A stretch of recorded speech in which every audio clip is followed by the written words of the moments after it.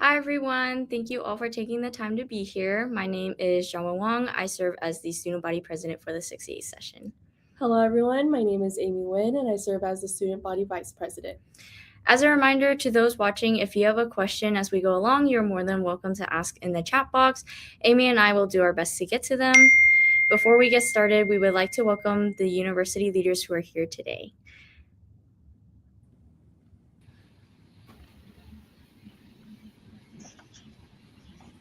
Hi, everyone. If you could share a brief introduction of who you are and what role you serve in, we'll start with President Buma. Good afternoon, everyone. I'm Rick Numa, President of Wichita State. I've been the president now almost 6 years and looking forward to answering questions you may have. Good afternoon. Hi, everyone. I'm Monica Lounsbury, and I'm really honored to serve as a Senior Executive Vice President and Provost, and I'm really looking forward to today's town hall. Thanks for having me. Good afternoon, everyone. I'm Kevin Conda. I am the Interim Vice President for Student Affairs. I've been with the university for about 26 years now, been in this spot since January 1st. Looking forward to talking with everybody this afternoon and answering any questions. Hello, everyone. My name is Gabriel Fonseca. I serve as the Executive Director for Student Engagement and Belonging. I've been with the university since spring of 2018, and I am happy to be here. Perfect. Thank you all. For students who may not know, can you talk about the job of the president, provost, and vice president for student affairs? What does a general day-to-day kind of look like in your work? All right, I guess I'll start. I'm the president, which if you could think about it as the CEO of the organization, Wichita State's a fairly large organization, and I have responsibility for the entire university, but have lots of help, lots of different divisions that I'm responsible for. And Monica will talk about one of the divisions that she's responsible for. Kevin Conda is responsible for student affairs. We have other divisions in research and our president's division, which includes our general counsel and our strategic communications areas and many other areas across the campus.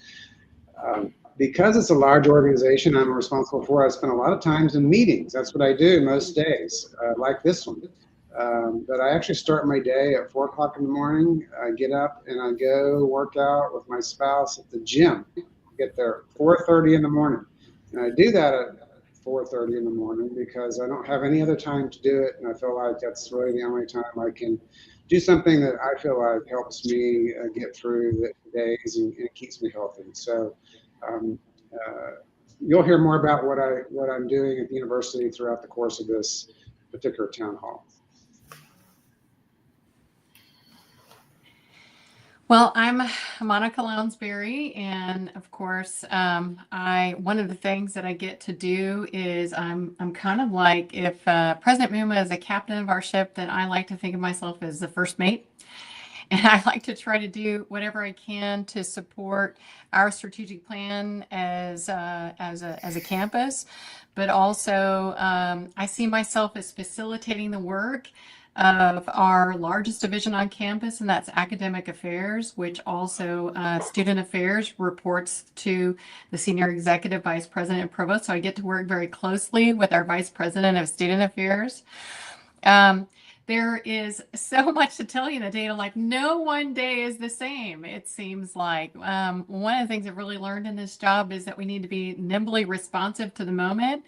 And but like President Muma, I have a tendency to be in a lot of different meetings because I have a lot of different direct reports who need help and support for their work. Plus, I need to be kept up to date with their work. So it's really important to have these meetings because it promotes a sense of coordination, a sense of cohesion, and it helps us, I think, move as one university And I try to also, some of the meetings I get to be in are with President Muma. And so those meetings kind of connect back to him and his vision and things that are going on. And one of the things I've really learned about Wichita State, which is an extraordinary university, I think you'll know that, we have exceptional, I think, mechanisms to keep us in a cohesive, I think, understood, but also a nimbly responsive organization. And that's, through the structures of these meetings that we're talking about. But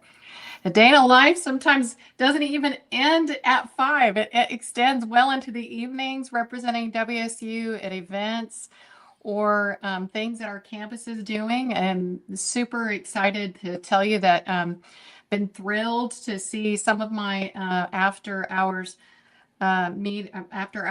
events have included spending time with our athletics team. And I know that you all are realizing our Shockers men's basketball team is doing really well right now. And we have so many athletics programs doing really well right now. I know that President Moon will probably mention some of that. And I know that some of these things that we'll get to talk about a little bit later are kind of an extension of some of our collaborations. So super excited to talk more.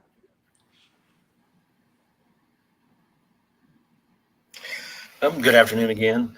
Like everybody else, typically there is no such thing as a typical day. I do oversee the Division of Student Affairs, which consists of 4 different departments. We have the Student Services Department, the Student Life Department, Wellness, the Chief Psychology Department, and then Auxiliary Services.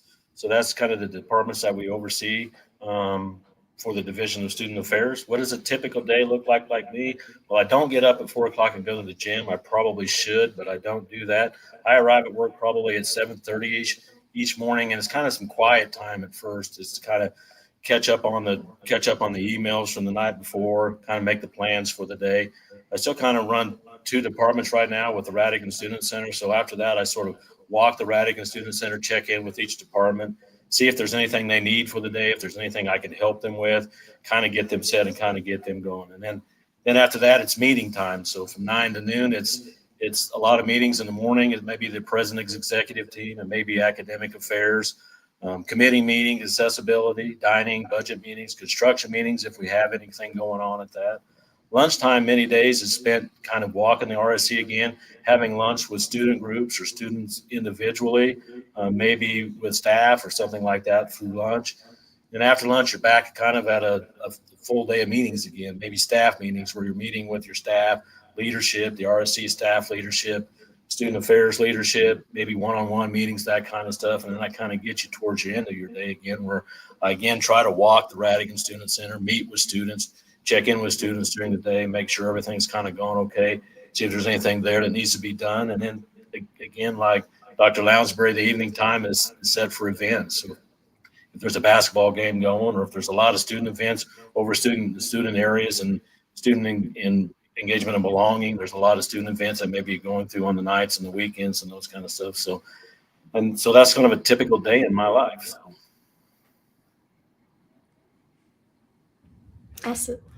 Awesome. So we're going to go ahead and jump into our first set of questions under the academics and faculty development category. So is there any more progress or news around program evaluations that were required by KBOR last year? Well, I think, as you may know, WSU had 5 programs that were identified by KBOR for not meeting at least 3 of the 4 KBOR minimum requirements. And those are related to student demands for at the baccalaureate degree. We need to meet at least a 4-year average of 25 or more students. Degree production at the baccalaureate level. We need to have 4-year average of at least 10 graduates. Talent pipeline, we need to have a 4-year average of 51% or more graduates employed. And then the last one is student return on investment. We need a 5-year post-graduation median salary of $40,000 or more.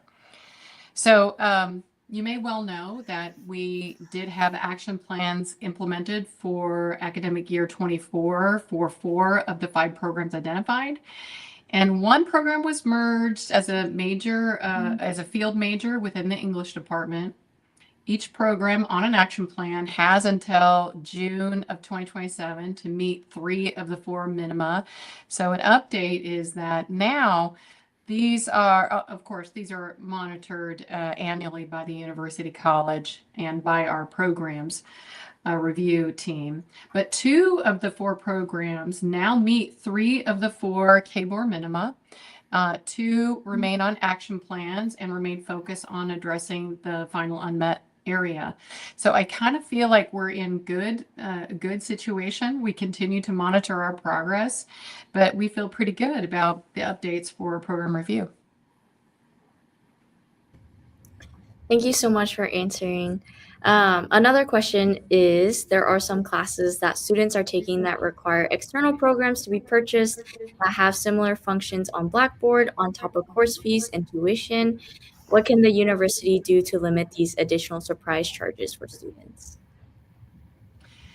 Well, that's a very concerning topic that you're raising, and I really appreciate the courage in having this conversation. Listen, we're very concerned about the growing costs of education for our students. Fees exist, of course, at our university, at the university, college, department, program, and course level. We have begun to audit fees and learn more about which ones can be eliminated, which ones are related to essential supplies and equipment, and which ones should be folded into tuition. We're a few years away from really realizing a plan to have primarily a one cost program here at Wichita State, but we really feel like when programs are required for a class and that students feel are duplicative, for example, your question talked about Blackboard, I think it's really important for you all to encourage students to reach out to the faculty member to talk about the requirements and then whether or not these things are duplicative to existing resources that are already part of the university enterprise. If they don't get satisfactory answers, it's really important to encourage folks to talk with the department chair to share their concerns. Department chairs are very well aware, and deans are very well aware of our effort to really monitor these fees and start to understand more about ones that are essential and ones that we really need to be thinking about need to be sunset. So very concerned about the fee issue. We understand that's an important part of our obligation to be transparent to students. So this is something we're on. It's just going to take us a little while to get at all of these things, but I appreciate your help in identifying those issues for us. Thank you for your answer, Monica. The next question is still for you. Okay. The university ensuring that faculty maintain a set standard of academic excellence in their classrooms while also ensuring that these classrooms are equitable for different campus populations. Some examples can include online students, adult learner students, first generation students, etc. Well, that's a great question. I think this is a always striving, never arriving kind of question. And I think universities, especially ours, are very interested in finding all ways to continue to progress and advance academic excellence for all students. And certainly, we have a lot of mechanisms that we have in place. You may or may not be aware that the university has an annual faculty review process, which evaluates faculty's work in 3 missions of the university, including instruction and instructional related activities, certainly encapsulating the really essence of your question. They are also subjected to peer evaluations, and accreditation requirements for our degree programs are really designed to ensure that what we're providing here is aligned with expectations for accreditation, but also to ensure high quality. So these processes really provide a systematic feedback to faculty. And of course, faculty design courses using a variety of platforms, and they are explicitly supported in helping them to be accessible to all students. Many colleges also provide individualized instruction, flexible and inclusive creative practices, and strong student support through advising and partnerships across the campus. I think it's really important to also know that faculty engage in professional development on our campus through the Faculty Advancement, Retention, and Excellence program or fair, or through the academic resource conferences, or even through their disciplinary organizations. So professional development is a really important part of what our faculty are really required to do in their role. Students and their success for us is really important. You might know about the Student Early Alert System, which is an important way we provide assistance for individual students. It's a way to really try to get our faculty to work together with us as a campus community to really support providing students with assistance early and to help them, potentially avert challenges with, problems that they're having in their classes that could prevent them from wanting to continue. So we really think that the student early alert system is very, very effective for us.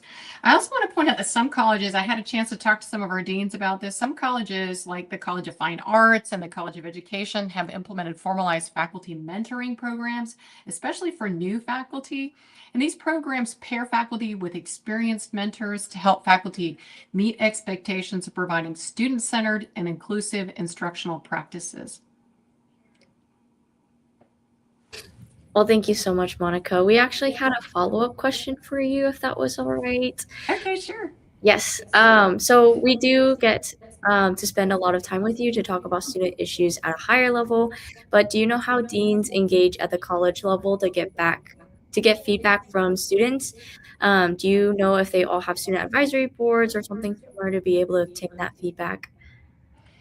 Well, I'm assuming that our faculty members that different colleges have different mechanisms that they're using to really try to reach out to representation of their students.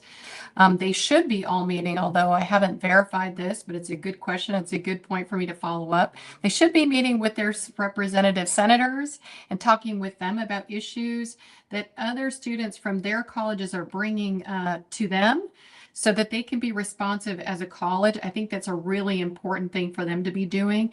I know that many of our colleges have town hall meetings where students are invited, and students are certainly having events, like a social moment with the dean and opportunities to meet the dean and talk with the dean.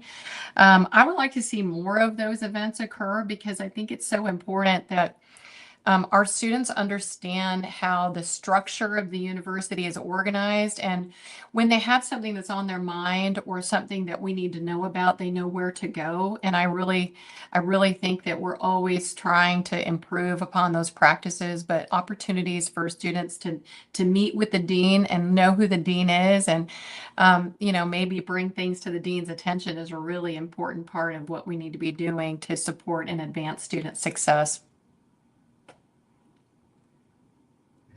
Thank you so much, Monica. Those were such great answers. Thank you. Our next section of questions has to do with campus life and student resources. So we'll throw it to Kevin Conda for him to answer. How does WSU plan to continue to be a leader in serving first generation, transfer, and international students? Okay, thank you for the question. First, WSU's commitment to every student path. Wichita State is focused on making sure first-gen transfer international students have what they need to succeed academically, socially, and personally. Through connecting every student, academic affairs and student affairs are working together more tightly than ever so students get support early and consistently. And then we have the wraparound support you can actually use. Our care team and student outreach or support, which is SOS, are seeing more first-gen transfer and international students, and they're helping students navigate challenges before they become barriers. These teams to support everything from academics to emotional wellness and basic needs, making sure students don't have to figure college out alone. Next, we have the strengths-based support for all student shockers. All incoming students participate in shocker strengths, where they can learn what they're naturally good at and how those strengths connect to majors, careers, and campus life. It's about helping students find purpose, stay engaged, and feel confident from day one. Next, do efforts to build belonging connections. This summer, we launched Project Connect, aimed at reducing loneliness and helping students meet people through easy, fun pop-up sessions. This fall, we introduced our first Project Connect groups on campus, and student response has been strong. We're planning to expand those opportunities so more students can form meaningful connections on campus. Next, more student-led engagement on the way. Student engagement and belonging is working with student leaders to create programs specifically for students. A new graduate assistant has joined the team to support this work, and you can expect more involvement, events, and community building activities soon. And finally, we're keeping on-campus housing affordable. Housing is committed to keeping board rates flat so living on campus stays accessible and affordable for students who want the residential experience. Awesome. That's great news to hear. This next question is for you, Gabe. What are some upcoming efforts to engage students in campus life outside of academics? Are there any collaborations between academic affairs and student affairs? Yeah, great question. So Kevin mentioned a couple of things that are important. I think I would just further expand on a few others. So our division, about a year ago and into this year, started working with Brett Bruner out of Student Success and Persistence with the raise hand feature on the Navigate app that students utilize, and really been pushing that as a tool for students to get in contact or in connection with our office or other offices in the Student Affairs Division. So the Navigate 360 app is a great tool and resource for students to get some of that immediate support, especially when they need something directly from care team or SOS or from student health and other spaces. So we've been really responding to that and engaging in that space as that kind of mechanism in that tool. One of the other things that we continue to say is, the engagement that we're seeing from a student organization standpoint. Today we stand with about 285 student organizations that range from a variety of different categories or different spaces. So that's also some ways that we're helping students get connected and really kind of help build that experience outside of the classroom. Kevin mentioned the Project Connect as a tool and a resource, and we've seen some really good support and buy into that, but also just thinking of some of these specific partnerships that we've developed with engineering and the Barton School of Business and other spaces, and really having kind of those connect spaces within those environments, really kind of bridging the gap between their academic experience and their student life experience. Our division has gone all in for the applied learning experiences. We've had some traditional ones in the past, especially out of student health in partnership with nursing and social work out of the SOS area. So really, we've been putting emphasis on how we are not only continuing to build applied learning experiences, but also how we are getting resources for those spaces. So with the applied learning money and some of those areas, so we can continue to see some great pickup and opportunities across the Division of Student Affairs, really kind of, again, tying that academic learning experience to what they're doing in the classroom. A great example are the students in student health who are either pre-nursing majors or the pre-PA program or whatever it might be. I know that Heather in student health is really kind of building some amazing opportunities for students to take advantage of really kind of applying what they're learning in those spaces. The work that our campus rec staff is doing and building partnerships with the K-12 partnerships area in academic affairs, and really kind of building some community engagement work in those spaces, and really kind of helping motivate the student affairs staff to really build into and buy into that area has been a really cool thing. We continue to prioritize mental health and well-being with CAPS appointments and just work that's happening out of Hope Services and really kind of these prevention programs. Our Suspenders for Hope campaign has continued to grow and expand, and the training opportunities that are there for students, and we start to see a lot of our student leaders having their student organizations take a part of that, seeing classrooms and everyone else really kind of leaning into those spaces. For us, I think our biggest work is how we can continue to complement student success and how we can continue to complement persistence, and really kind of, again, building some of those collaborative environments so that, student affairs doesn't have to do all of it, academic affairs doesn't have to do all of it. How are we utilizing our resources and our staff expertise wisely and in those environments to really build spaces? And additionally, really kind of build some relationship opportunities that we haven't had in the past. Have been some of the areas. I know that work with student government is building a lot with academic affairs. I know this big tailgate happening this weekend in collaboration with academic affairs and alumni engagement and athletics. It's a really great opportunity to kind of really showcase some of those spaces that we're working on there. So that's kind of a little bit about what's happening and how we are working to build those relationships. To the comment Kevin made earlier about this wraparound service, of really being a part of that as well. Thank you so much. Yeah. We did want to punt this question to Kevin again, but are there any student resources that the university is planning to or hoping to expand in the future? Sure, of course. You know, we got a few things coming around the corner for the university, and also we're kind of in a new time here with a new vice president coming on, and during the summertime, hoping that working with them will bring on a lot more opportunities for the students, kind of as we move forward. Right now, though, what we see is we're increasing wellness access across campus. Wellness Services working with the health vending machines. If you've seen them around campus before, we're trying to add more of those on campus. I think we even got one coming to the Radigan Student Center here pretty quick in the spring. So these vending machines, they carry wellness supplies, naloxone, different things for the students, and really putting that out there for the students for their use. The focus is on safety, harm reduction, and easy access to life-saving tools for them. So I don't know if anybody's heard, but the tennis team is getting a new home for the athletic team. So Rec Center is kind of taking over the Coleman Tennis Center and turning it into a new student rec space. So in the summer of 2027, Campus Rec will take over the Coleman Center once the tennis teams have left. Campus Rec is already exploring how to turn that space into a more diverse recreation and engagement area for the students.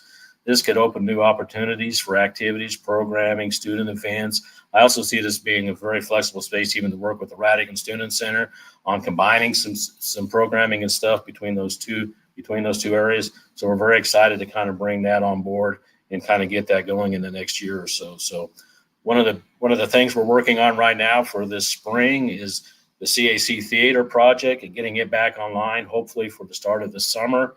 To get kind of orientations and stuff going back over, but to get that space open back up for a student space so they can begin using that space again.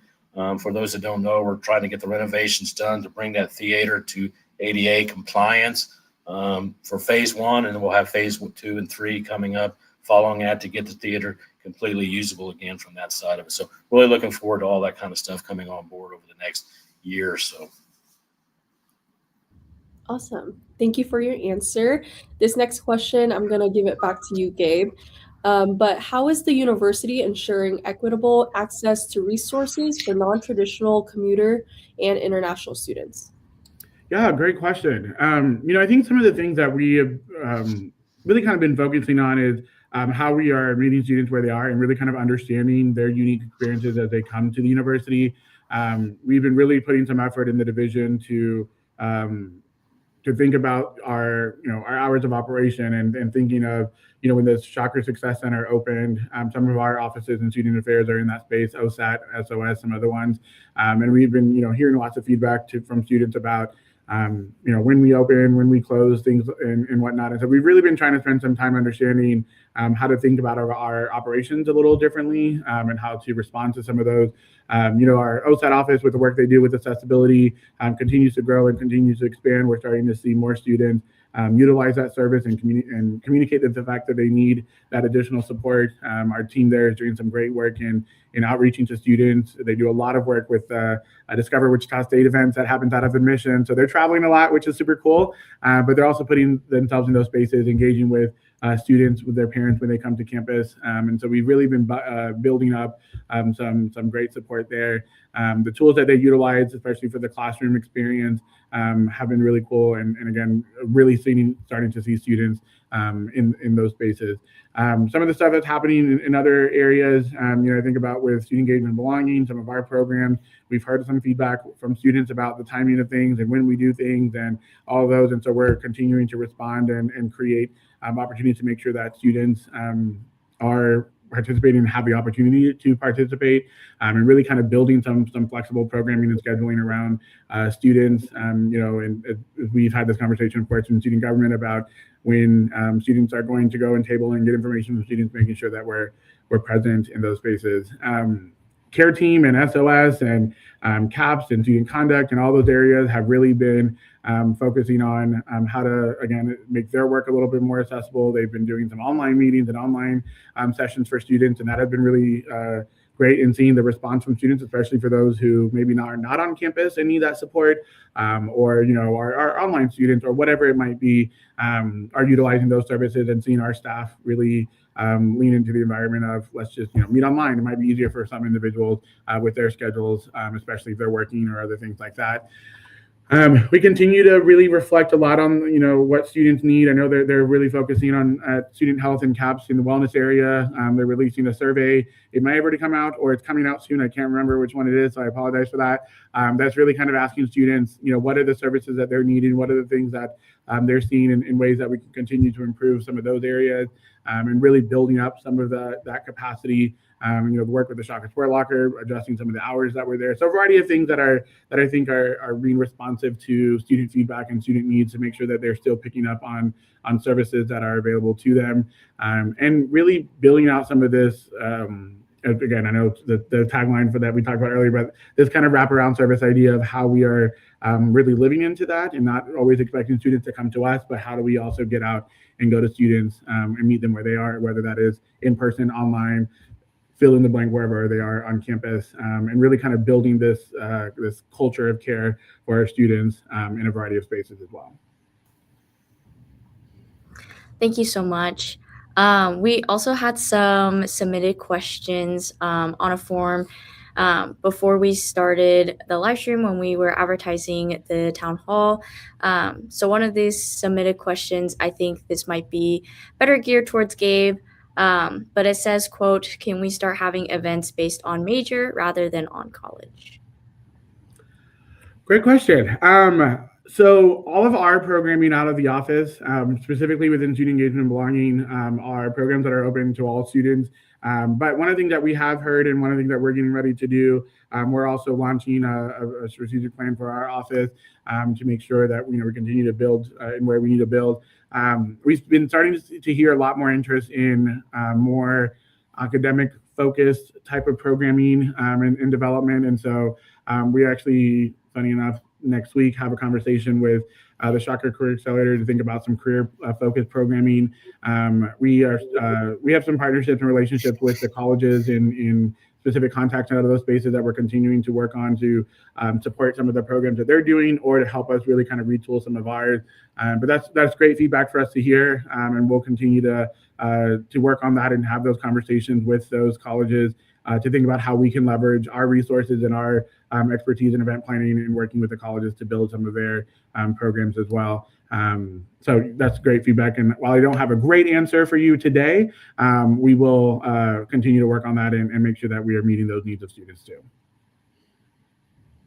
We have another submitted question. I think, Gabe, this one might be for you as well.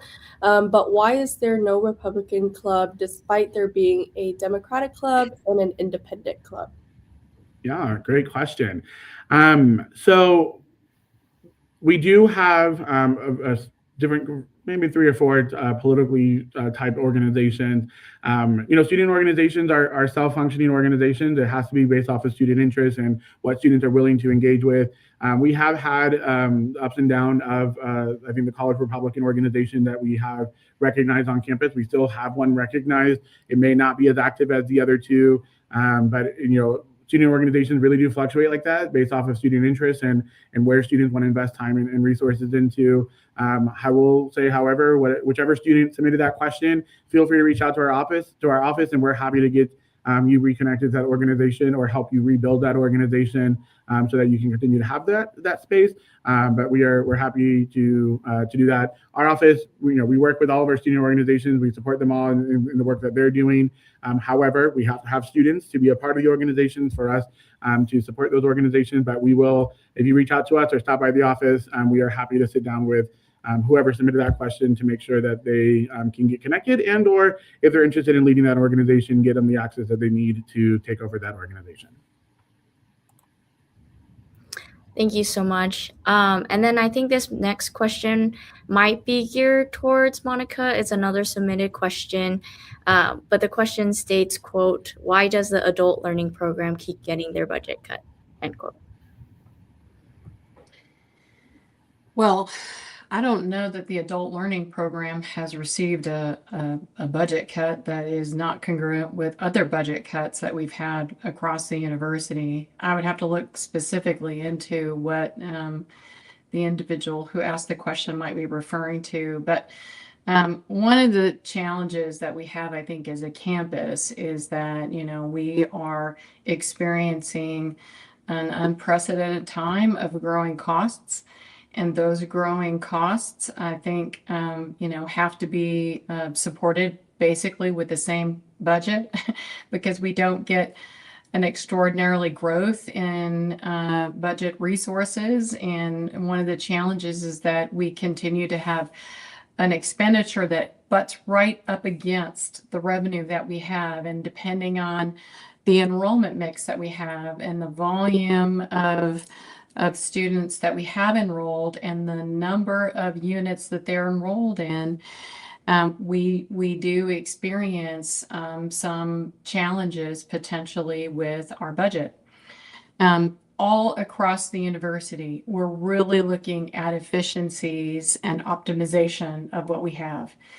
When we have low enrolled programs, it's really important that we're able to think about whether or not those programs should persist, or if there's something that we can do, like in the KBOR minimum, to start to really evaluate those programs and put them on an action plan. But in the cases of, specific cuts that anyone has received, the entire campus has received budget cuts.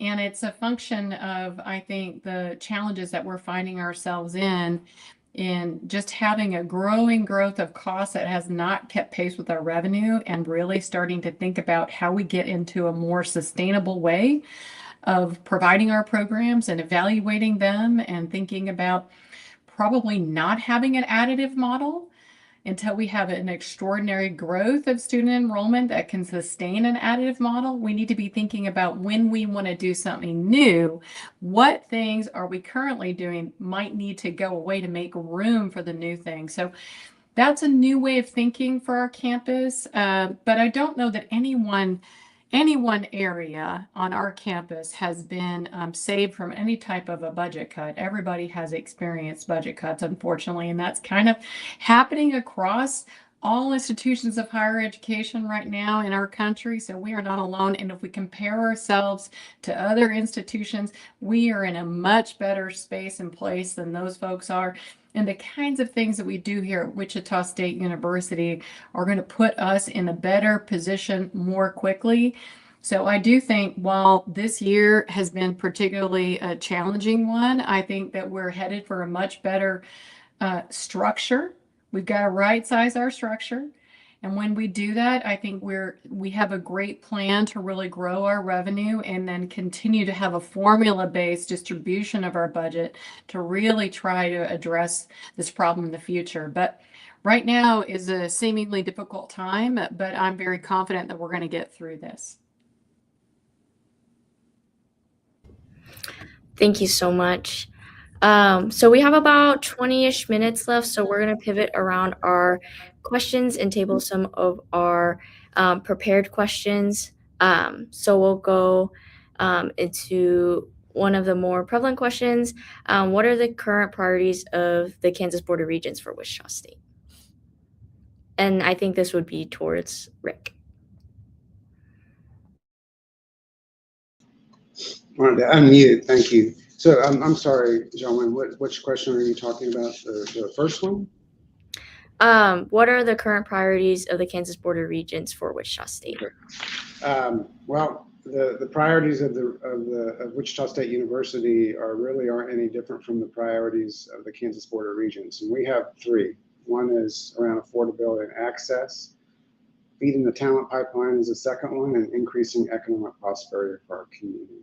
These are also aligned with the Board of Regents. The board has indicated, since I've been president, we've been very pleased with the progress the university has made in terms of enrollment and persistence, retention of students, in all students that we serve. In terms of the talent pipeline, the innovation campus development and the business and industry partners are a part of that. they want to see that continue, to see that grow, and why they're also supportive of the biomedical campus, which we see as an extension of the innovation campus, but focused in the biosciences. And as you all know, one of the main metrics that we look at is how many students are actually working with these partners and getting paid. And over 12,000 students are earning about $39 million in wages that they get to keep, help support themselves, help support their education. And then finally, the third priority is all around research and helping our community solve problems through research, through creative activities, other service initiatives.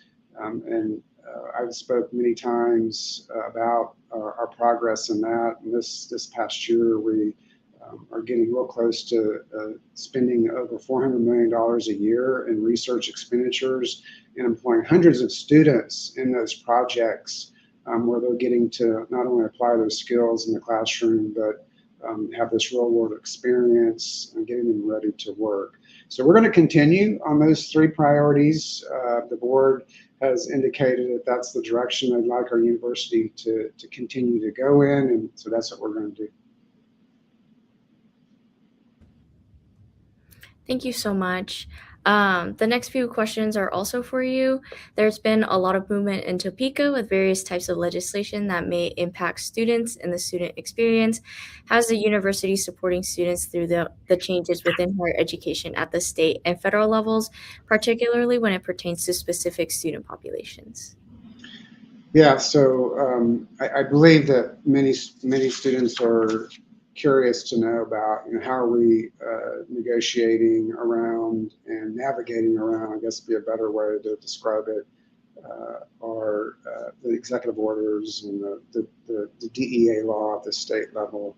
And, our goal all along, even before any of those executive orders or the DEI law that was passed last year, our goal was always to support all students. And I never even thought about being exclusive in any way, but I realize that some people may have felt like that we've done that. But we're going to continue to make sure that all of our programs, all of our student support services, as they always have been, are there for all students. And want to hear back from faculty and students and staff when they feel like we need to focus in a certain area for all of our students, and we'll be happy to make that adjustment.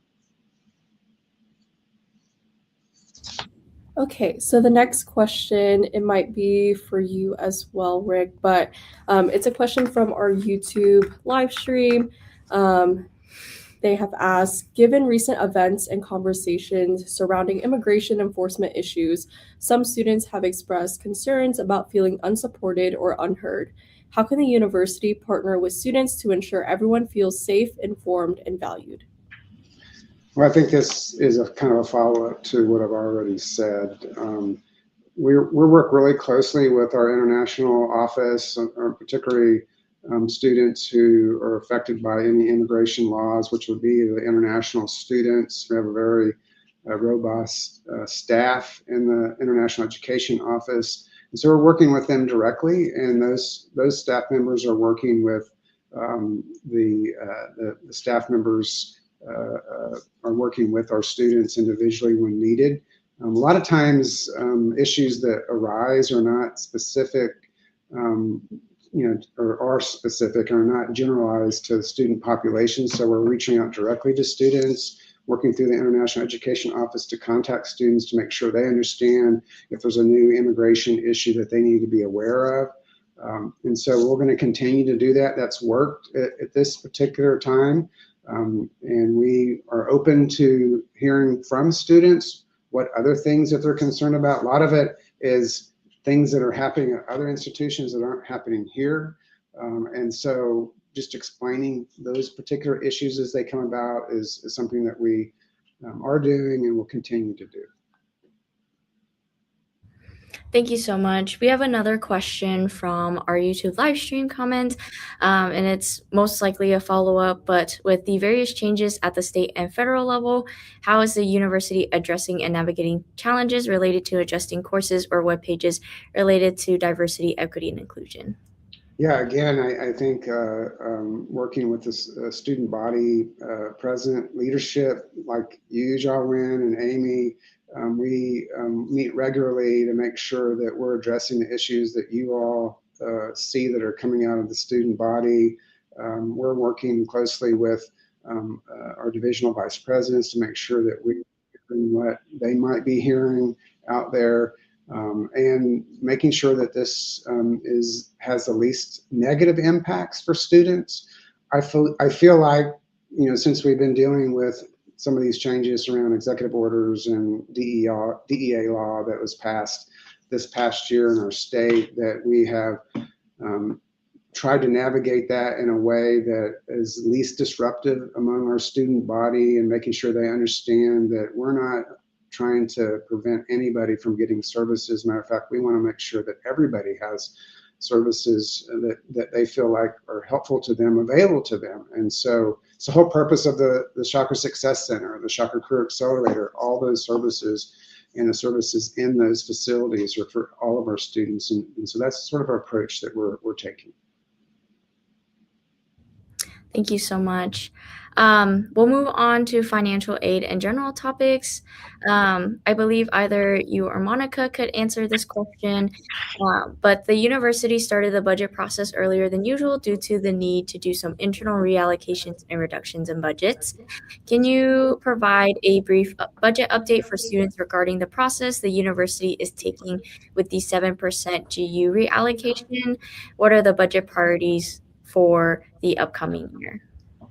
Yeah, I have some slides. If you pull that first slide up, go over that. If you advance to the next slide. So you mentioned the 7% cut that we are working through, and we've been working through this budget planning process since last fall.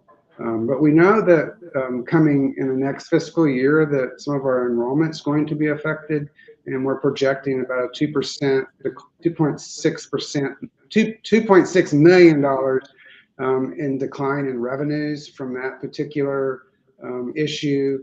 We also believe that the state is going to settle on a reduction in our SGF, or State General Fund budget. So currently we're planning for a 3% cut. It could be more, it could be less, just don't know at this particular time. There will be discussions as we move forward, depending on what the legislature does, on a modest increase in tuition and fees. We usually plan between a 3 and 4% increase every year. If you go to the next slide. So all that equals to about a 7% reduction going forward, and that's to accommodate not only those things that I just mentioned, the declines in revenue from enrollment, but also potential decline in revenue from a cut from the state.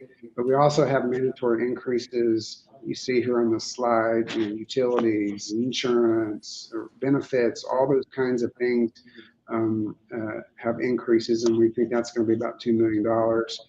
Our faculty our tenure track faculty have the ability to seek tenure and promotion. And with that, when they are successful, there is a monetary value that goes with that. It's added to their base salary, and that's usually around between $250,000 and $300,000. We always budget around $300,000. The biomedical campus initially will require some investment to operate that facility. We are currently in a lease downtown for some of our other health programs that will go away, and that will offset that going forward in the future. But at least initially, we need to prepare for that. Athletics, as we've mentioned before, has become very complex with the new House settlement that's requiring institutions that have competitive D1 programs to invest more in students, and share revenue with students. And so we will have an additional $1 million in those kinds of support services for the students in the athletic department. And then we're also constantly making sure that we're continuing to provide additional money for scholarships for students. We are in the process of standing up an institute to help support the biomedical campus, the National Institute for Health Solutions and Innovation, which you see here listed as NECE. So we are currently searching for a director of that. We've also received a pretty sizable donation to help with that, so that will offset some of those expenses. Not sure how much that will be at this point. And then also some marketing. You can see that all totals around $570,000. And then one-time athletics capital needs. Coke Arena needs a new roof, for example. There's some other HVAC and chillers that need to be purchased in Coke Arena as well. And so we need to continue to think about how we budget for those particular kind of items. So that gets us to where we think we'll need a 7% cut or reallocation towards those efforts. If you go to the next slide.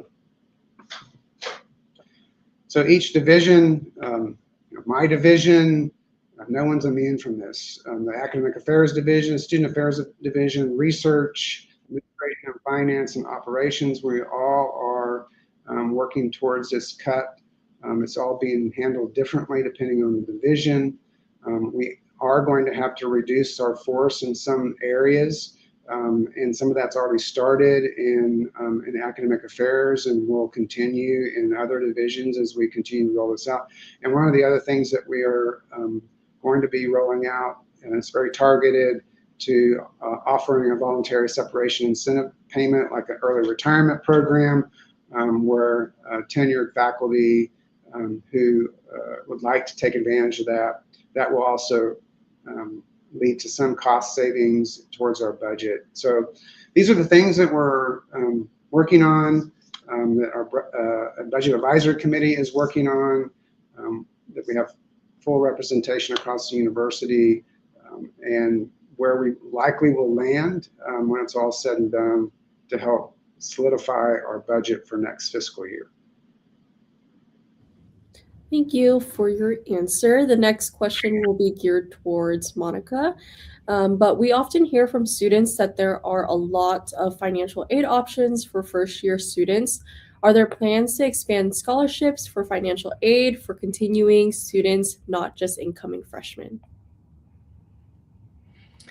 Well, I think expansion of financial aid options for first-year students, but for all of our students and continuing students is a huge priority for us. It's a priority for us in our fundraising efforts. It's a priority for us in our legislative asks.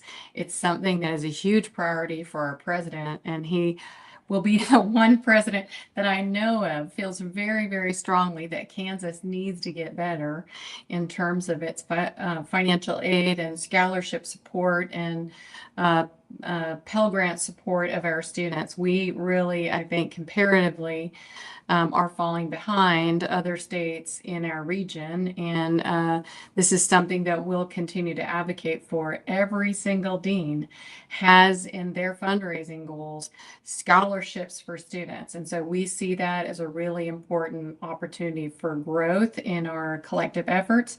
We think that's really important for graduate students as well. I think, one of the things that we've talked about in Dean's Council a number of times is that as the campus has grown so rapidly, and we've really moved in, the last maybe 15 years from a regional university to a research and a very research high institution, we really need to develop much stronger supports for graduate students on our campus. It's an area of emphasis that's certainly on my radar, but something that we really want to be able to do, not just to attract students here first time, but to continue to help them sustain their education. We know that financial aid is an essential part of that, and it's something that is a priority for us, and we're going to continue to grow it. We have been successful in growing it, but that's a always striving, never arriving goal for us, and we know that we need to continue to get better. This next question is for you. But I have had the privilege and opportunity to serve on the Vice President of Student Affairs Search Committee. As many of the viewers know, and university leadership, obviously, in July it was announced that Dr. Terry Hall would retire at the end of the semester. Monica, are there any current updates in the search? What is the university looking for in the next Vice President of Student Affairs? Sure. Thanks for that question. Well, I'm excited to let you all know, and you know this because you're on the search committee, but we are in the position now where we're inviting semifinalists to move into finalist stage of the interview process. I was extremely excited about the quality of applicants we have at the semifinalist level. I think there's definitely candidates in that pool that would make a very fine future VPSA for us. In terms of what we're looking for, look, this is a vibrant campus.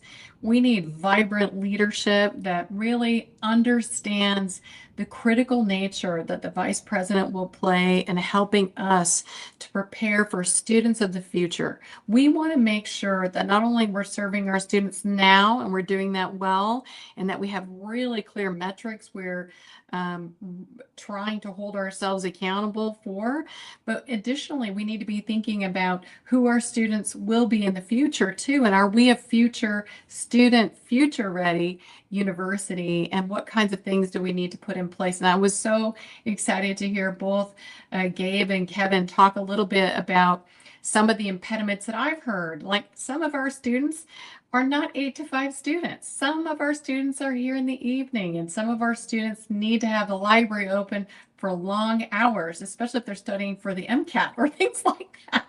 So finding these study spaces and places where our students can be supported after hours, not in just a traditional sense of what we think about, is a really important part of, I think, the new Vice President of Student Affairs and the leadership that we have within Student Affairs will need to grapple with. I think the biggest thing that we need is we need a great teammate that serves as a member of the cabinet. We were certainly fortunate to have one in Dr. Terry Hall. I think we definitely need somebody who understands the priorities of KBOR and certainly our institution. This is a very unique institution that has, I think, an essential prominence right now in the nation for the model of higher education we provide.